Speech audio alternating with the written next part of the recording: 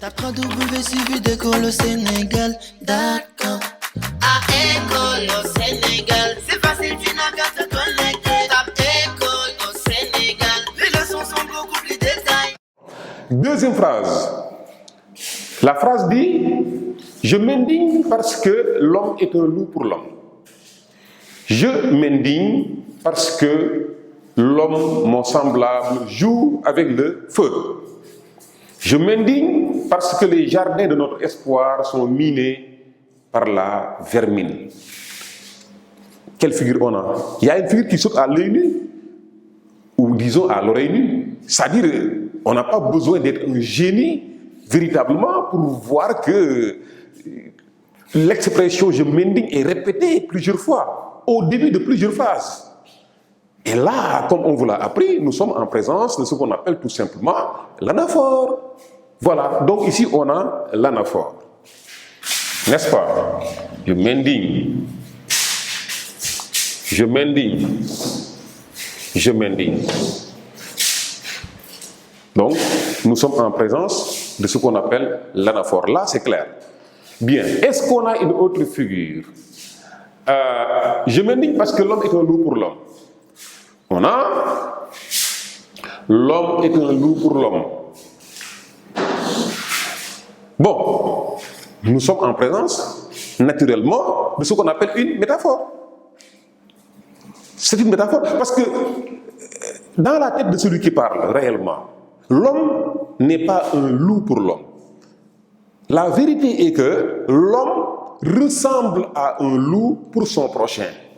Donc c'est cette idée de ressemblance-là qui fait que le locuteur a finalement, en tout cas, présenté de façon synthétique son idée en disant que l'homme est un loup pour l'homme.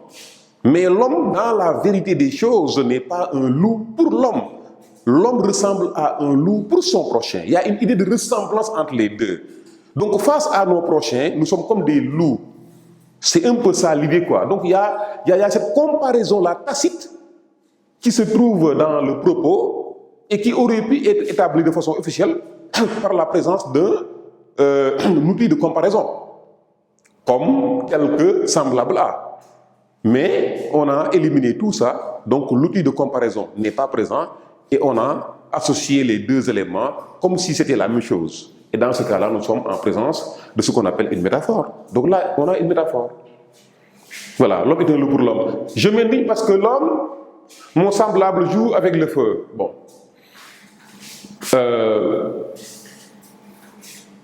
Il y a certains qui auraient pu penser à l'hyperbole. Bon, parce qu'il y a certains qui disent, est-ce qu'on peut jouer avec le feu? Bon. Bref. Je m'indigne parce que les jardins de notre espoir. Voilà une autre métaphore. Les jardins de notre espoir. Donc, on a associé jardin et espoir, comme si c'était la même réalité, la même entité. Ce qui n'est pas le cas. Hein, il y a une idée de ressemblance. Mais l'outil de comparaison n'est pas là. Et donc, on a une métaphore. Une deuxième métaphore. Sont minés par la vermine. Donc voilà. On a deux métaphores et on a l'anaphore et ce sont donc ces trois figures qui sont présentes dans ce deuxième exemple. Phrase 3. Elle nous dit: immobile, virgule, il bougeait comme une feuille morte dans le vent qui lui tendait les bras et soufflait à son oreille des promesses tranchantes comme un éclat de verre. Il y a un problème là. Mais parce qu'on peut se poser la question dès l'entame. On se dit, qui est immobile? Et la réponse c'est il. Donc immobile est antéposé. Qui bouge? C'est toujours il. Comment peut-on être immobile et bouger en même temps, chers amis? Il y a un problème là. Donc, il y a un paradoxe. Donc, je n'ai pas besoin de vous dire la figure qu'on a. Nous avons ce qu'on appelle tout simplement l'oxymore. L'oxymore qui est une alliance de mots, une association de termes ayant des significations contraires. Immobile est le contraire de bouger. Et c'est la même personne qui fait les deux actions. Ce n'est pas possible. On ne peut pas bouger et en même temps être immobile. Donc ici, on a un paradoxe et ça nous renvoie à une figure qu'on appelle tout simplement l'oxymore. Bien, donc on a l'oxymore, c'est clair. Comme une feuille morte, mais il y a une comparaison, là c'est clair. Parce que comme introduit une comparaison, donc on a une première comparaison entre le il là, le pronom personnel, et une feuille morte. Donc on a une comparaison. Dans le vent, qui lui tendait les bras? Donc qui tend les bras? C'est le vent lui-même qui tend les bras à ce il là. Donc ici on a une personnification, c'est clair, le vent est personnifié. Qui lui tend les bras et souffler à son oreille. Donc c'est le vent qui souffle à l'oreille de il.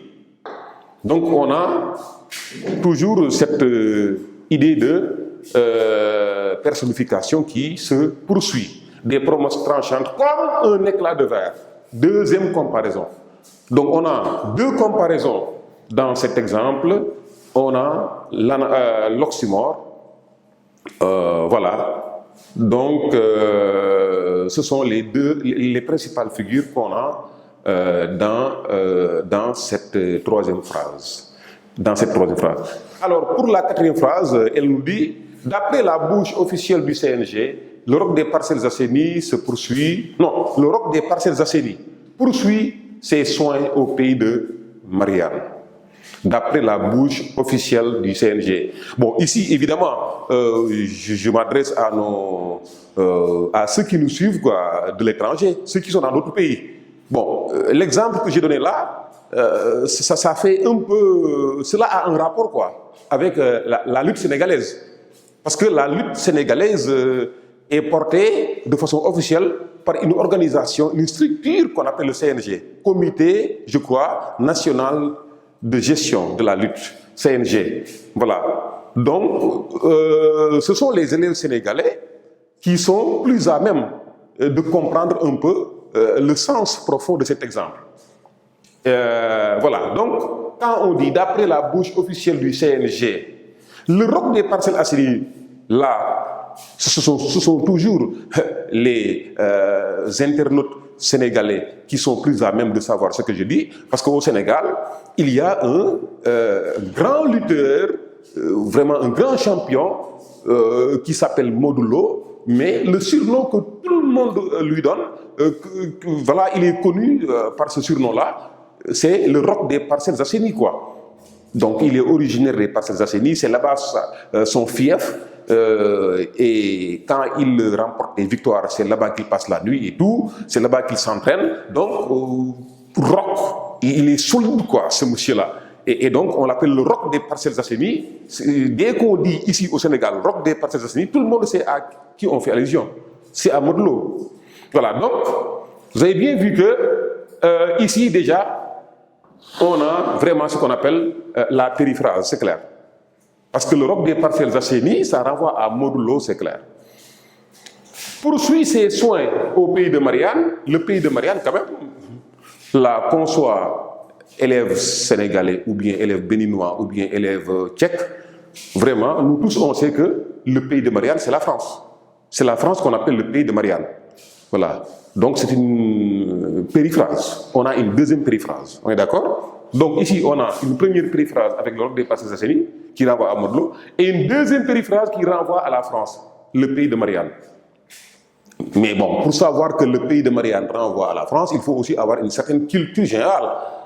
C'est pourquoi nous insistons toujours pour dire que les élèves doivent en avoir. Il faut de la culture générale. Ça, ce sont des détails, quoi. En principe, un élève est censé savoir que le pays de Marianne renvoie vraiment à la France. Bon. Donc, mais il y a une autre figure, chers élèves, et elle est là au début, d'après la bouche officielle du CNG. Vous savez, quand on dit la bouche officielle du CNG, c'est-à-dire le porte-parole, quand il y a des situations dans le monde de la lutte, le CNG, n'est-ce pas, qui est le comité national de gestion de la lutte, mais va se prononcer en déléguant, n'est-ce pas, un de ses membres qu'on appelle le porte-parole, quoi. celui qui est chargé, n'est-ce pas, de la communication.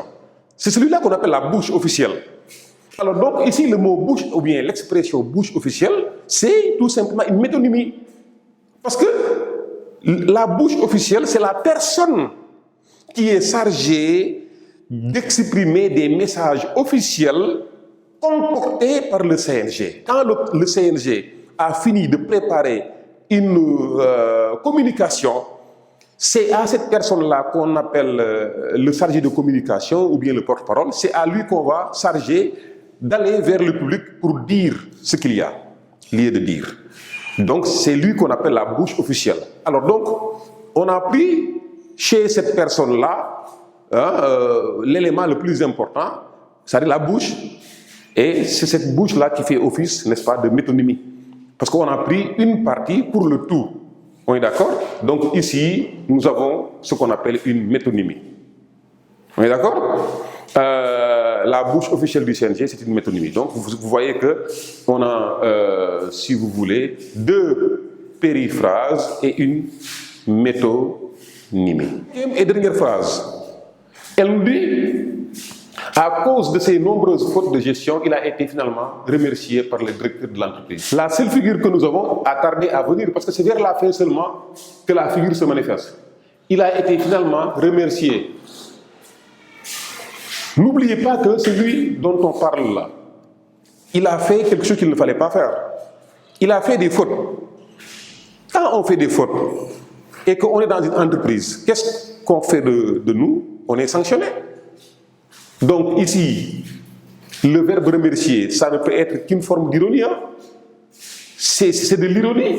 Mais c'est aussi un verbe qu'on a employé pour ne pas, en quelque sorte, choquer, quoi. C'est-à-dire l'information aurait pu être beaucoup plus rude, quoi. Mais on a préféré, en tout cas, présenter cette information douloureuse de façon très molle, de façon adoucissante.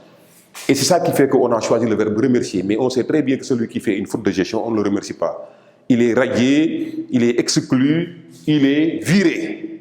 Mais tous ces mots sont violents. On a préféré remercier. Donc remercier, c'est une forme d'ironie, quoi. Mais derrière, il y a de l'euphémisme, quoi. Parce qu'on ne veut pas choquer. Donc on a ce qu'on appelle l'euphémisme dans cette phrase. Bien. Donc, chers élèves, évidemment, nous avons pris 5 phrases à partir desquelles on a essayé d'illustrer la leçon qu'on a faite sur les figures de style.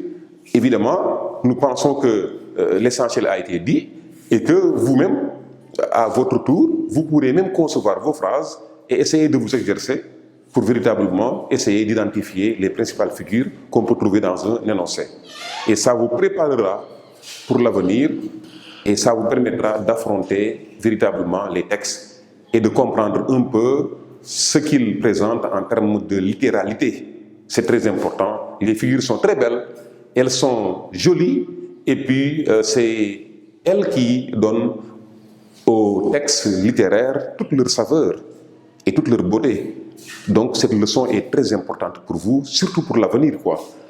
Très bien, voilà, c'est fini pour aujourd'hui. Nous vous donnons rendez-vous la prochaine fois pour une autre leçon sur une autre question, toujours à École au Sénégal, et avec le même plaisir. Je vous remercie. Vous pouvez suivre d'école au Sénégal.com à École au Sénégal.